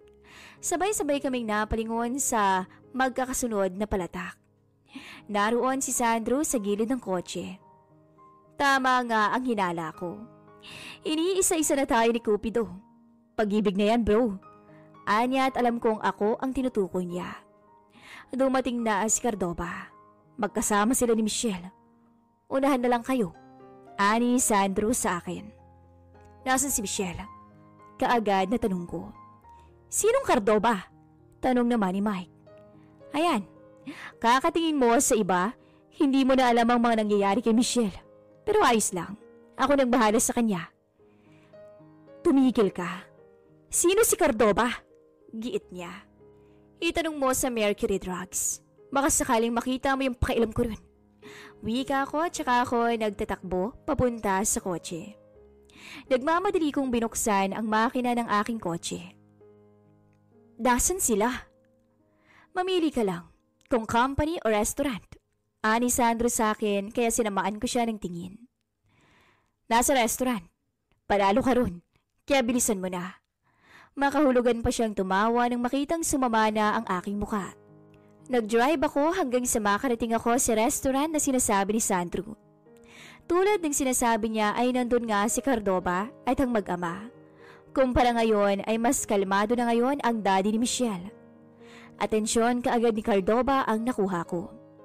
Nakangiti siya ng mag-angat ng kamay para tawagin ako. Naglakad ako papunta sa gawin nila. Mainit na pagsalubong ni Cardova ang sumalubong sa akin. Inalok niya ang kanyang kamay sa akin na kaagad ko namang tinanggap. Nagawi ka dito. Bala ko pa naman sanang sumadya sa kumpanya niyo. Kasamang fiancé ko. Nagmamalaking anya at hindi ko kinatuwa ang mga pinagsasabi niyang yun. I'm sure na kilala mo na si Michelle. Anya pa pero hindi ako umimik. Tumingin ako kay Michelle. Bakit ka nandito? Saad ko sa kanya. Naguluhan si Michelle lalo na si Cardova sa mga sinabi ko. Mr. Millington. Of course. Fiancé ko siya. Nandito siya dahil sa akin at kababalik ko lang ng bansa. Anya pa kaya naman nabaling ang aking mata sa kanya. I reject your contract, kaya wala tayong matinong usapan. Hindi mo rin ako kailangang galangin. Uwi ka ako. Sandali. Ano ba talagang nangyayari? Wala kasi akong naiintindihan eh. Anya. Your fiancé belongs to me. Nagulat siya pero hindi nagbago ang aking reaksyon. Anong sabi mo? Pakakasalan ko si Michelle at wala ka nang magagawa kundi ang sumang-ayon. Dahil pala desisyon ako. Sa tingin mo ba ganun lang kadali na gawin ang gusto mo? Ako ang nauna kay Michelle. Kaya hindi maaaring basta mo na lamang kuhain ang sakin. Sa akin si Michelle. Giit niya tsaka matapang na tumingin sa daddy ni Michelle. Gusto mo bang magpahirapan pa tayo? Tumingin ako sa tinig na yon at si Lolo ang unang nakita ko kasama si Sandro. Tinawag ko na. Baka raw mahirapan ka eh. Ani ni Sandro sa akin. Tumikhim si Lolo at saka naglakad palapit sa amin. Kinagagala kitang makilala, Cardova. Naiintindihan kong umeedad ka, kaya nag-aapura ka ng magkaroon ng asawa. Ngunit hindi ba masyadong alanganin ang edad mo para sa binibining sinisinta ng apo ko? Ani ni Lolo. Napaiwas ako ng tingin. Biglang namula ang aking pisngi. Hayaan mo tutulungan kitang makahanap ng babaeng nararapat para sa'yo. Gwapo ka pa rin naman kahit may edad na. Chairman Millington, hindi niyo maaaring pasukin ang personal na usapan namin ng door. Napahinto si Cardova sa kanyang pagsasalita nang makita ang seryosong mukha ni Lolo.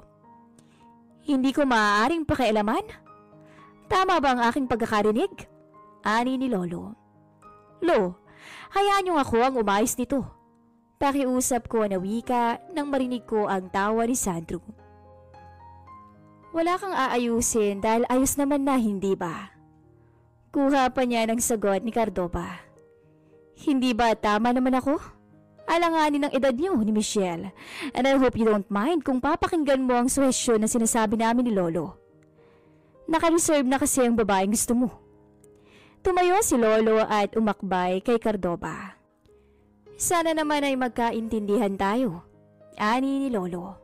O siya, mauna na ako at may mga dapat pa akong tapusin.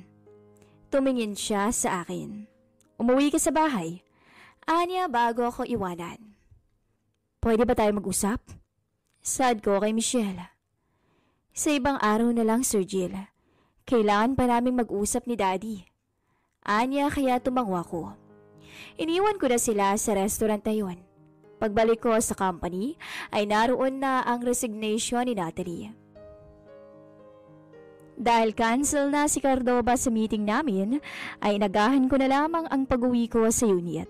At hindi ko inasahan na magkikita kami doon ni Michelle. Akala ko ba mag-uusap pa kayo ng daddy mo? Bungad ko nang lapitan ko siya. Nag-usap na kami, Sir Jill. Sinabi ko na rin sa kanya ang totoo, kaya wala ka nang dapat na alalahanin. What do you mean na wala nang aalalahanin? Hindi ba? Palabas lang naman ang lahat. Kaya okay na. Sinabi ko kay Daddy na wala pa talaga akong balak na mag-asawa.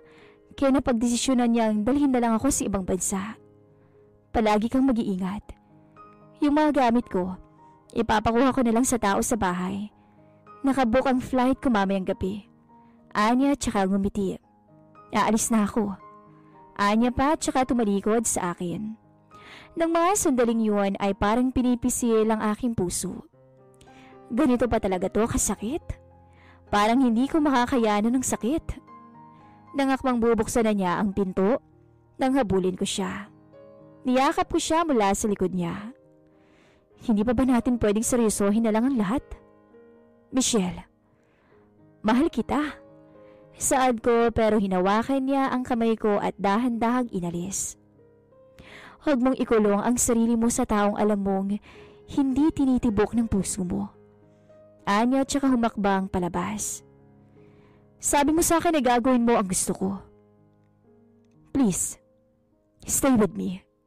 Wika ako pero parang bingi siya at hindi ako inalintana. Wala akong ibang nagawa kundi panoorin siya. Iginala ko ang aking mga mata sa unit namin. Sa kama na minsan naming pinagsaluhan. Pasado 8:00 na ng gabi nang mapagdesisyonan ko ang umuwi muna sa bahay dahil alam kong hinihintay din ako nila mommy at daddy. Diyos ko, Sir Jill anak! Nag-aalala ang tinig ni mommy nang matanawan ako sa bahay. Anak, ano na naman bang pinagkakabalan mo at hindi ka na halos umuwi? Ani mommy nang salubungin ako. Malungkot akong humakbang at yumuko sa balikat ni mommy. Anak, okay ka lang ba? Anong ginagawa mo? Anong nararamdaman mo? Nag-aalalang Anya. Ma'am, sorry. Sorry, ma'am. Paulit-ulit na sambit ko sa aking malungkot na tono. Ma'am, sabihin niyo nga po kung ganito ba talaga kasakit na umibig? Hindi na ako nagdalawang isip na aminin kay mommy na may nararamdaman ako sa aking puso. Dahil alam ko na kung meron mang mas makakaintindi sa akin, ay walang iba kundi siya lang. Anak, yung emosyon niyang tinig. Sige, sabihin mo kay mommy, makikinig ako. Umiibig ka na ba? Mom, I think I'm in love but at the same time, I'm broken. She laughed, Mom. Anak, hindi ko gustong makita kang ganyan. Ani ni Mom sa akin at ayaw kong makita na ganoon siya. Too emotional.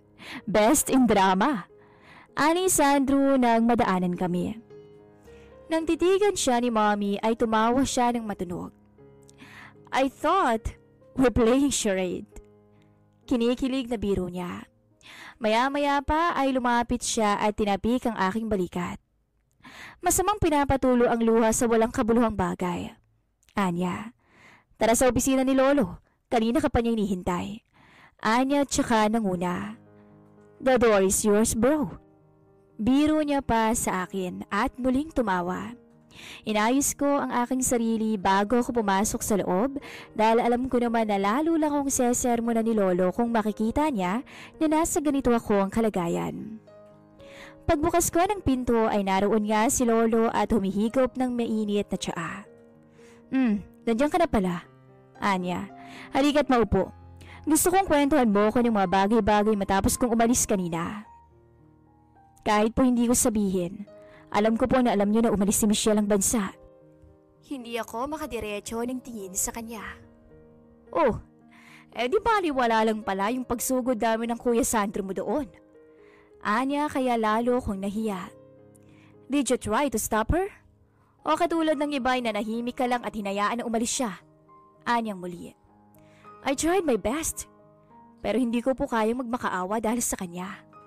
Ayokong pigilan ang desisyon niya. Wika akong muli nang tumawa siya ng napakalakas. Malakas niyang tinapik ang aking likod ng 3 ulit. Masyado mo akong pinapatawa, Sir Jill. May lington ka at alam na alam mo na wala sa bokabularyo natin ang salitang pagmamakaawa.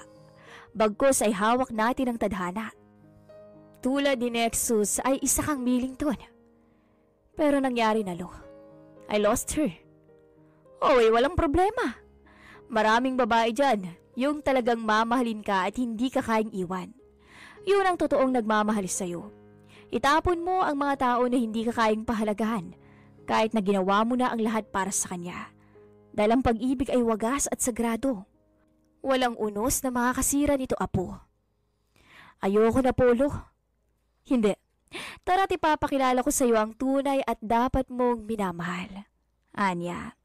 Inilapag niya ang tsaa na kanyang iniinom sa mesa matapos ay tumayo at nanguna sa pagbukas ng pinto. Sumunod ka. Anya pa. Tuloy kahit ayaw ko ay wala akong nagawa, kundi ang sumunod sa kanya. Katakatakang hindi ko makita sila Sandro, si Mommy at si Daddy. Naglakad kami ni Lolo hanggang sa marating namin ang isang pinto, kung saan nakatugon sa likod na may malawak na hardin. Kung sakali na makita at makilala mo siya, ibig sabihin ay siya na ang para sa'yo. Ngunit kung hindi, ay kinakailangan mong kumilala ng bago. Ani ni Lolo sa akin na naging malaking katanungan sa aking isip. Hindi ko alam kung bakit ako binalot ng kaba. Nang hawakan ko ang siradura ng pinto. Binuksan ko yon at dahan-dahan akong pumasok tulad ng bili ni Lolo. Nagpatuloy ako sa paghakbang hanggang sa natanawan ko ang malaking puno na napapalibutan ng mga rosas kung saan naroon din ang isang pamilyar na figura at nakatalikod mula sa akin. Michelle? Tawag ko sa kanya. Hindi ko alam kung ako lang ba ang nakaramdam ng pakiramdam na nararamdaman ko ngayon o pareho kaming dalawa. Pakiramdam ko kasi ay nag-slow motion ang lahat nang lumingon sa akin ang napakaamong mukha ni Michelle. Totoo ka ba? O panaginip lang? Tanong ko. Bakla na kong bakla, pero tumulo ang luha ko. Sa sobrang pagkasabik ay napatakbo ako at nadamba ko si Michelle ng napakahigpit na yakap. Hinawakan ko ang kanyang ulo at ang kanyang bewang para mas mayakap siya ng migpit. Sir Jill? Anya pero nakapikit ang aking mata. I'm sorry. Saad niya pero nakapikit lang ako habang yakap siya. No need to say sorry. Saad ko. So, paano ka nakabalik? Akala ko ngayong gabi ang flight mo. Paano ka nakabalik? Nanunuyo ang aking tinig nang itanong ko yon. Iginaya ko siya sa bench na naroon at doon kami naupo.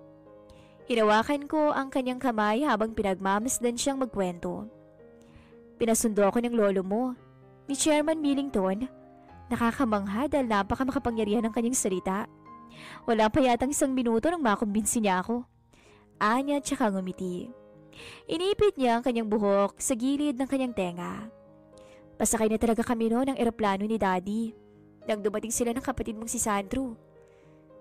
Tinanong niya ako kung talaga bang wala akong feelings para sa'yo. Anong sinagot mo? Naniniwala ako sa tadhana na kaya mo kong hintayin anumang oras, gaano man katagal ang panahon. Ano sabi niya? Ikaw ang tadhana. Dahil Millington ka. At ang Millington ay walang panahon na mag-antay. Kung sakali raw na hindi ako bumalik, ay ipapakasal ka niya sa iba. Sinabi niya yun? Hindi makapaniwalang saad ko. Palagay ko ay isang patibong lamang ang mga sinabi niyo ni Lolo dahil hindi siya naniniwala sa salitang arranged marriage. Para sa kanya ay napakawagas ng pagmamahal at hindi yun mababayaran ng kahit gaano kalaking halaga. Sinabi niya ang mga bagay na yun kay Michelle para makumbinsi ito na bumalik sa akin. Nasaan ang dad mo? Nasa ibang bansa na. Naging malapit na rin kasi siya kay Cordoba, kaya naman isang malaking kahihiyan ang hindi nila pagkakaunawaan. Naiintindihan niya naman ang bagay na yun dahil kasalanan niya rin. Alam niyang hindi matatawaran ng kahit anong halagang aking buhay pero nagawa niya pa rin akong ipagkasundo kay Cordoba. Kaya naman bilang pambawi ay sinamahan niya si Cordoba sa ibang bansa. Ibinili niya na lang ako kay Chairman. Ano na ang balak mo ngayon? Usisa ako. Wala pa. Ikaw, ano bang balak mo sa akin? Napakibot ang aking kilay nang itanong niya yun sa akin. Plano ko sa'yo? Nautal ako. Oh, Liligawan mo ba ako o ano? Anya na naman. ligaw? Kailangan pa ba nun? Kasi may nangyari na sa atin, hindi ba? Kailangan pa pala nun? Kakamot-kamot na saad ko si sarili ko. Tumingin siya sa akin. Bakit? Tanong ko. Wala. Anya tsaka ngumiti. Pasensya ka na ah. Wala kasi talaga akong alam sa mga panliligaw na ganyan. Pero kaya kitang mahalin ng wagas. Pwede mo naman akong turuan di ba? Oy, happy na ulit ang gel-gel na yan. Sabay kaming napalingon sa pinto na ngayon ay nakabukas na at nandun si Mommy habang nakangiti. Naglakad si Mommy palapit sa amin ni Michelle. Mom, this is Michelle. And Michelle, she's my mom. Pakilala ko sa kanila sa isa't isa pero nagngitian lang sila. Mag-aasawa ka na ba? Ani Mommy sa akin kaya napangangako. Ma'am, alam niyo naman pong kakakasalang ni Nexus. Giit ko nang tumawa siya. Abay, ayos lang kaya yun dito sa bago kong daughter-in-law. Ani Mommy kay Michelle. Tumingin siya sa akin habang nahihiya at kagat ang kanyang pang-ibabang labi. Abay, para saan at pinigil siya ni Daddy, hindi ba? Wika pa ni Mommy. Ayos lang naman po sa akin, tita. Hindi po ako nagmamadali. Gusto ko rin po na mas makilala pa si Sir Jill. Anya, naku wag na. Tumatawang singit ni Sandro. Alam mo kasi, nung araw mainitin ang ulo niyan. Baka mamaya, bumalik na naman kaya wag mo na siyang kilalanin. Ayaw niya kasi sa salitang pag-ibig Gatong pa niya. Tuloy ay tinitigan ako ni Michelle. Noon pa naman yun. Hindi ko kasi alam na magmamahal pala talaga ako. Kakamot-kamot ako sa ulo habang pinagtatanggol ang aking sarili. Abay, tapos na ba kayong mag-emote dyan? Hala tayo na sa loob at kumain ng hapunan. Anyaya ni Lolo at si Mommy ang umalari kay Michelle habang ako ay nasa likuran nila. Nasa edad na ang mga anak ko pero hindi ko alam na ngayong taon sila papipiliin ng kanilang puso. Wala naman akong ibang hinihiling iha. Ipagkakatiwala ko sa iyo si Sir Jill, kaya't sana ay huwag mo siyang sasaktan ha? Dinig ko ang ani ni Mommy habang humahakbang. Huwag po kayong mag-alala tita. Mamahalin ko po ang anak niyo ng higit sa lahat. Pagdating namin sa pagkainan ay naroon si Daddy at tinutulungan si Lola na mag-ayos ng pagkain. Oh, tara na dito. Ani Daddy, matapos ay sandaling sumilay ang mata kay Mommy tsaka ngumiti. Saludo ako sa pagmamahala nila. Bagaman maedad na sila, ay hindi nababago ang takbo ng kanilang puso tulad ni Lolo at Lola. Ipinakilala ko kay Michelle ang lahat ng miyembro ng aking pamilya. Mabilis naman na nagkasundo sila. Huwag na huwag mong gagayahin ang daddy mo ha? Ani Lola kay Michelle. Ayos lang na kapusin. Basta ang mahalaga, marunong kang magpahalaga sa kapwa mo may buhay. Maraming pwedeng daan kaya hindi maaaring basta mo nilang ipamigay ang anak mo. Ani ni Lola. Sila rin kasi ang magiging daan para makamit mo ang kaligayahan sa buhay. Anya pa. Lahat naman kami ay nakikinig sa kanya. Mahal ko. Alam mong hindi totoo yan. Kontra naman ni Lolo. Ang mahaba kong pasensya ang dahilan kaya natin nakamit ang bagay na mayroon tayo ngayon. Wika ni Lolo na ikinatawa namin dahil sa makuhulugang titig ni Lola. Oh, ano't ganyan ka tumitig sa akin? Samantalang nagsasabi lang naman ako ng totoo. Ani Lolo habang tumatawa. Para makamit ang mahabang pagsasama Sir Jill at Sandro, nabanggit ko na to kay Nexus. Palaging tama ang babae at tayo ang mali. Kasalanan mo, magsorry ka. Kasalanan nila, magsorry ka pa rin. Ani ni Lolo tsaka tumawa ng malakas. Tuloy ay pinigot siya ni Lola. Tumigil ka nga Massimo. Hindi na ako natutuwa sa biro mo. Ani Lola kaya't kami naman ang napatawa. Natapos ang hapunan namin nang may kanya-kanyang ngiti. Nasa kwarto na si Michelle habang ako ay paakyat pa lang nang magkasalubong kami ni Sandro. Bro, Anya kaya huminto ako. May kaunting bilin lang ako. Anya, nakagayak na siya Sa pagkakaalam ko ay bababa siya sa Pampanga para i-check ang bago niyang biling properties doon. Ano yun? Tanong ko. Tinapik niya ang balikat ko. Don't make it hard. Wala kang booster. Ani Sandro sa akin, kaya bahagya ako siyang sinuntok. Panay kakalokohan. Natatawang saad ko. O bakit? Lalaki rin ako kaya hindi pwedeng hindi. Tumawa siya ng malakas. Magtira ka for honeymoon ha? Minsan kasi masama rin ang kain ng kain. Tumawa na naman siya ng malakas. Loko ka, tigilan mo nga. Nahiya ako sa sarili ko. Pakiramdam ko ay bumalik sa akin ang biro ko kay Nexus noon. Totoo naman. Pag mahal mo, sisisirin mo. Anya habang nakangisi. Mauna na ako ha? Anya pa tsaka muling tinapik ang balikat ko. Ibinilin ko lang na mag-ingat siya. Matapos ay umakyat na ako sa kwarto. Pagpasok ko ay inabutan ko si Michelle. Nakadungaw sa bintana habang nakatitig sa maliwanag na kalangitan. Lumapit ako at niyakap ko siya mula sa likod.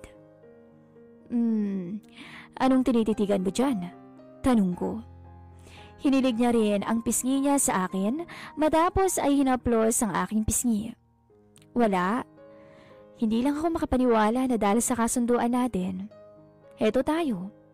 Naging totoo sa ating mga nararamdaman. Anya. Humarap siya sa akin at inabot ang aking labi. Mahal na mahal kita, Sir Jill. At hindi na mababago yun. Kahit maging ano ka pa.